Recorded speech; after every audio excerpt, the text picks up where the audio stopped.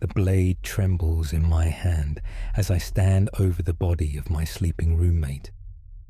The shadow in the corner of the room shifts, expanding until its darkness touches the ceiling.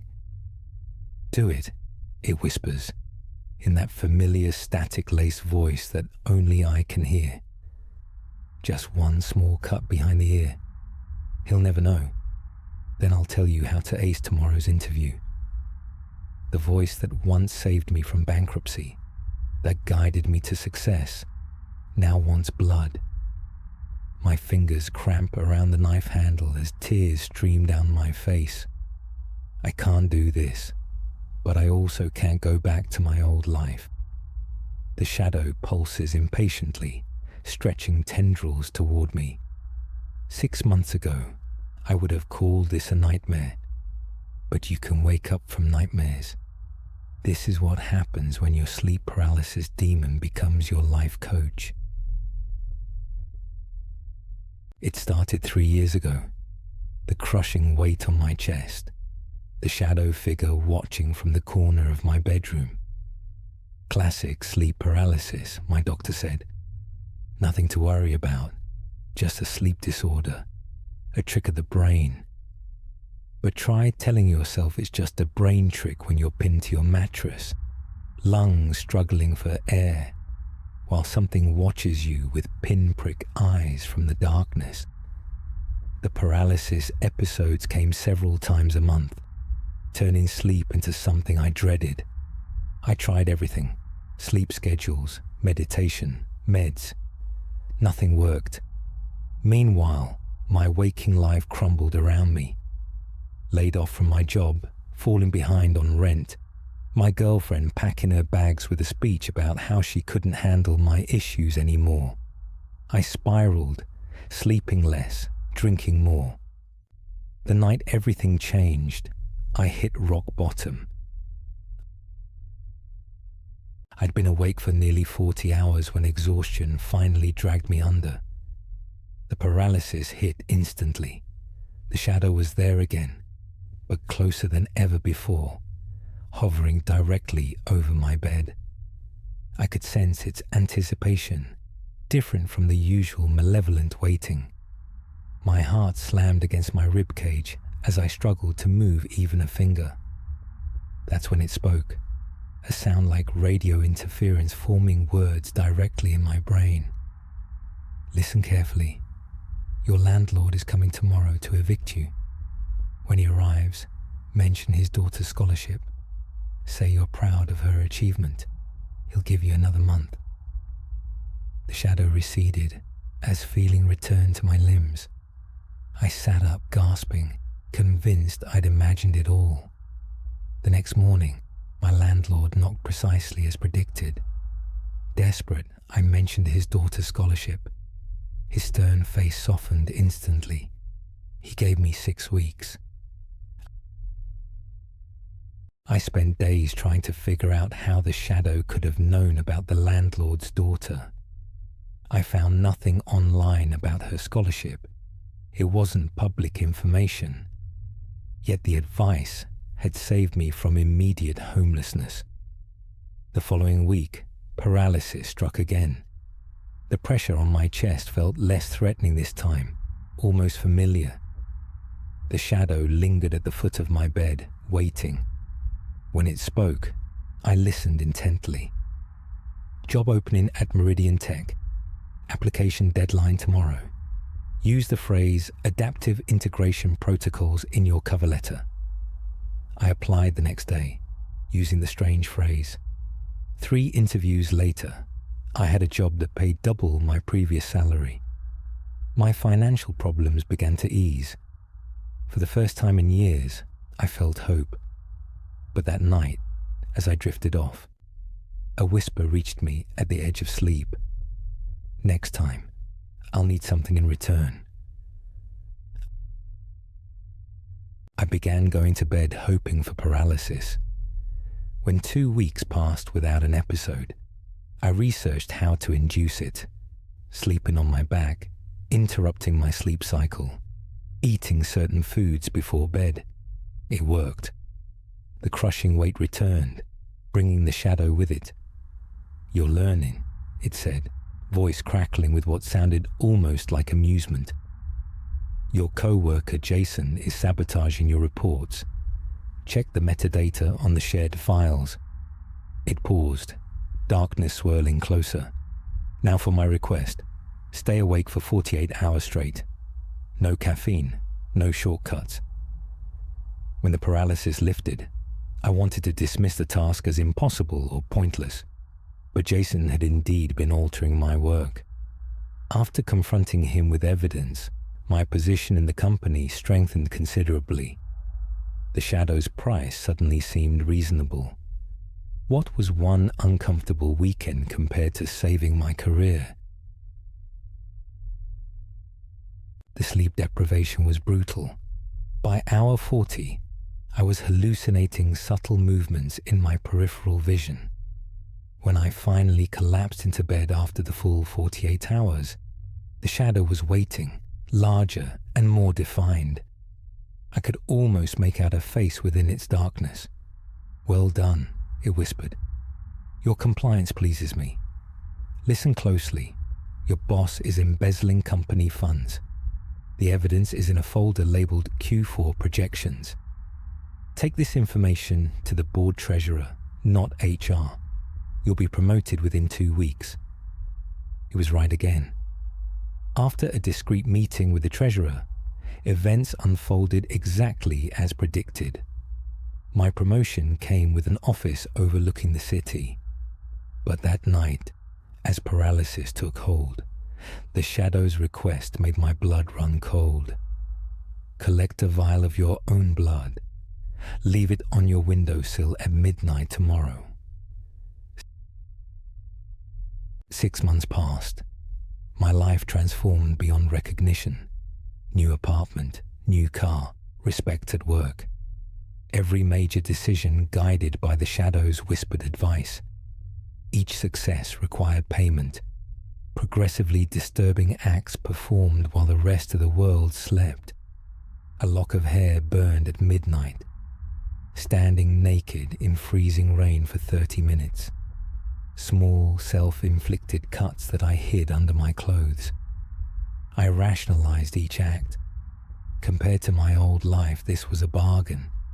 The shadow grew more substantial with each payment, its voice clearer, less like static, and more like a crowd speaking in unison.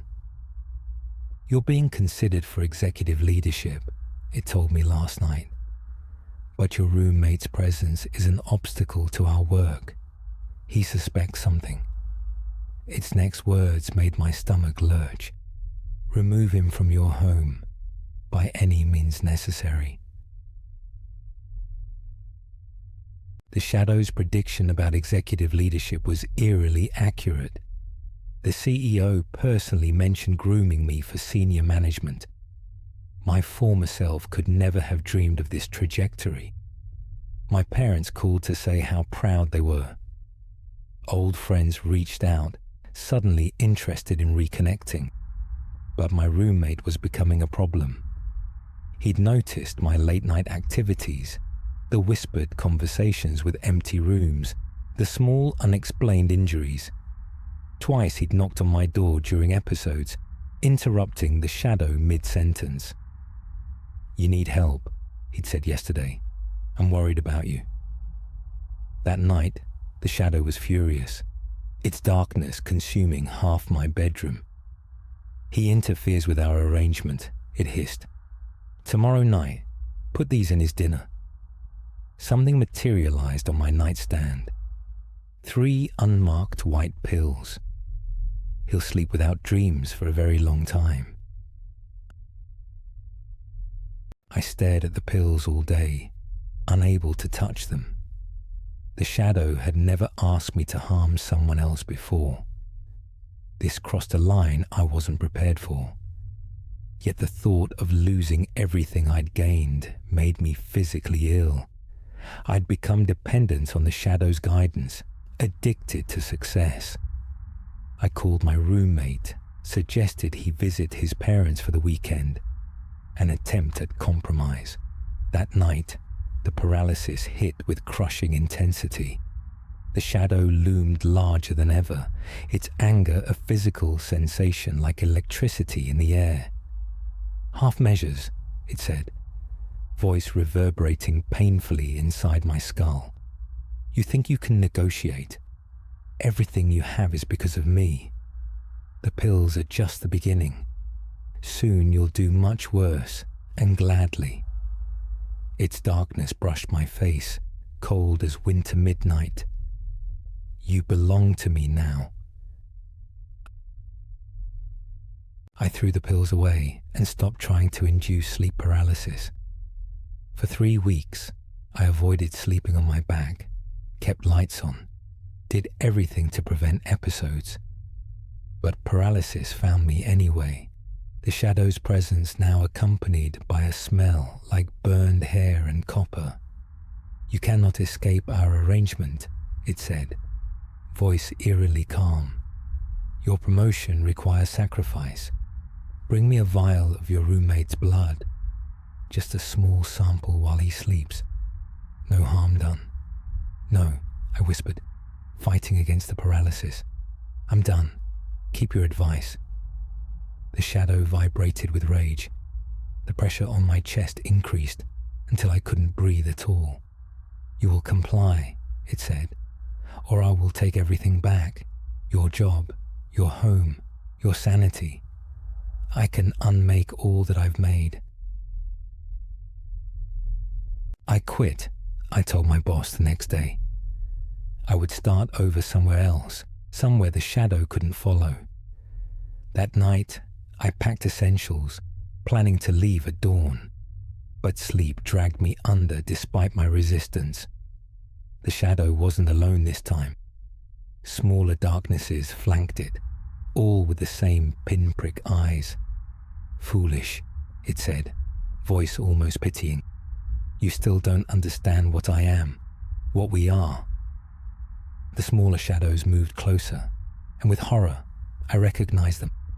The outline of my landlord, my boss, my ex-girlfriend, all with the same hollow eyes. "We guide many," the main shadow explained. "Those who accept our help become vessels for our growth. Your resistance is unusual, but temporary." It expanded until darkness filled my vision. "Tonight, you will bring us what we asked for." The blade trembles in my hand as I stand over the body of my sleeping roommate. The shadow in the corner of the room shifts, expanding until its darkness touches the ceiling. "Do it," it whispers, in that familiar static-laced voice that only I can hear. "Just one small cut behind the ear. He'll never know. Then I'll tell you how to ace tomorrow's interview." I take a step toward the bed, my hand moving against my will. Something is controlling my movements, something that has been growing stronger with each request fulfilled. I realize with sickening clarity that the shadow hasn't been helping me succeed. It's been hollowing me out, making room for itself inside my life, my choices, my body. "You can't fight us," it whispers as tears stream down my face. "We are legion. We are patient." My roommate's eyes snap open. "I knew it," he whispers, not to me, but to the darkness behind me. "You found another one." The knife clatters from my hand as he sits up, completely unafraid. The shadow pulses in confusion. My roommate's eyes meet mine with unexpected compassion.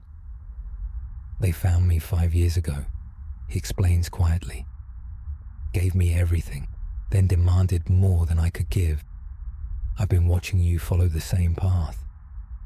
He reaches beneath his pillow and removes something that looks like a small silver tuning fork. This disrupts them, temporarily. When he strikes it, the shadow shrieks and recoils. In that moment of freedom, my mind clears. "How do we stop them permanently?" I ask desperately. His expression turns grim. We don't. They're always waiting. All we can do is warn others. He hands me the tuning fork. Your turn now.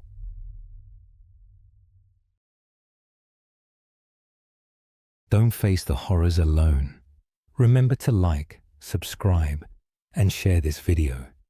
And if you want your nightmare seen, email it to stories@hallowcroft.com.